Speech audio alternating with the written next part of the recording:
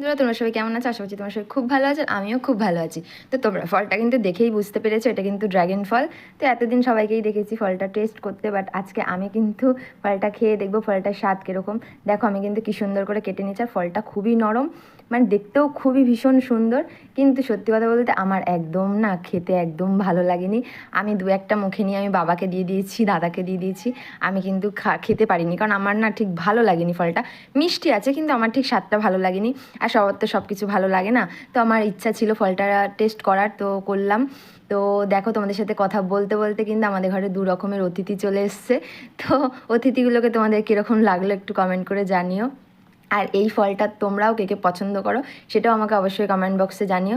আর দেখো আমাদের আসলে অ্যাকোরিয়ামটা এই কদিন ধরে ফাঁকাই ছিল, কারণ মাছগুলো সবই মরে গেছে, ওই জন্য নতুন কিছু মাছ বাবা নিয়ে এসেছিলো, সেটাই তোমাদের সাথে শেয়ার করলাম। তো টাটা, আর ভালো থেকো, সুস্থ থেকো। আর আমার ভিডিও ভালো লাগলে অবশ্যই লাইক